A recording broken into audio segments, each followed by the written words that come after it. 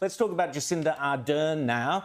And there are great parallels here, and Australians should sit up and take notice very carefully of what has happened in New Zealand under Jacinda Ardern.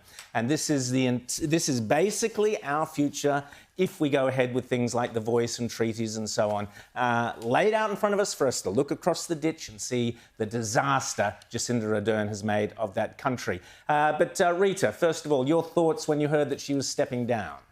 Well, I was just bracing myself for the unchecked adulation that would come from the leftist media and politicians, and they did not disappoint. My God, just absolutely nauseous, over the top, completely divorced from reality praise.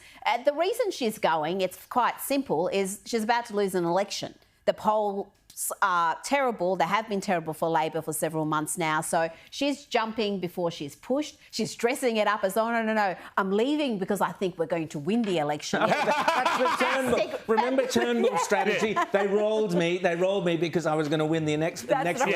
That's what he told Declare Andrew victory Neil. and move on. Hang on. What? Exactly. No, but I mean, like the thing is, you know, the entire Jacinda Ardern phenomenon was fraudulent. It was around this sort of weaponized, phony kindness and niceness, which, you know, was fake. That's phony. Fake. And, you know, if you look at her record of achievement on every single thing she promised, we're going to build 100,000 new social housing units. They built 1,000, if that.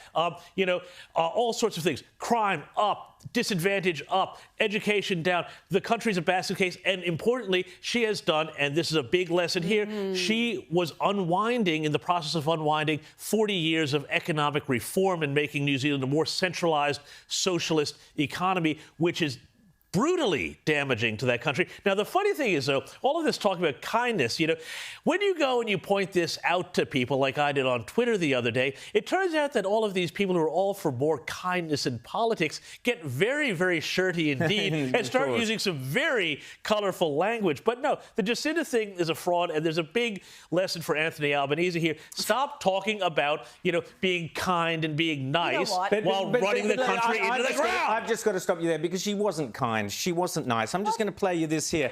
Have a listen to how she wanted to treat the unvaccinated. She actually boasted, this is a so-called socialist, yeah, right, she boasted of two classes of people within New Zealand. She was happy to see two classes of people. Talk about demonising one group of people at the expense of others. Have a listen to this and look at the smug expression on this woman's face when she declares, as Prime Minister of New Zealand, that there are now two classes of people in New Zealand, the dirty and the filthy and the pure. So you basically said this is going to be like, well, it's almost like, you probably don't see it like this, the two different classes of people. If you're vaccinated or if you're unvaccinated, you have all these rights. If you are vaccinated... That is what it is. So, yep. Yep, that is what it is, folks. That's what you had in New Zealand, two classes of people. That's your socialist governments for you. And also your socialist governments, guess what else they do? They believe, as George Orwell told us, that they are the font of all knowledge. They are the source of all truth. There is no truth other than Big Jacinda or Big Brother or Big Sister or whatever you want to call her. Good riddance, I say to her. But have a listen to this disgraceful selling of her idea that only the government has the truth and only her government has the truth. You can also trust the Director General of Health and the Ministry of Health. For that information, do feel free to visit at any time to clarify any rumour you may hear, covid19.govt.nz. Otherwise, dismiss anything else. We will continue to be your single source of truth. This is modern socialism. We are the sole source of truth. And then, when you get an independent journalist tries to question her, you just shut them down. You're only allowed to have the accredited journalist. This is socialism, folks, and you people in New Zealand voted for it. Good riddance to her. Have a last listen. I'm going to answer the questions of the accredited media. Also in the UK. Sir, I will shut down the press conference if you do not cease. It's rude to lie. Sorry, to our accredited members of the gallery here, we might move to an inside venue. Unfortunately, we've got someone who's disrupting your press conference today, so we might reconvene. Thank you.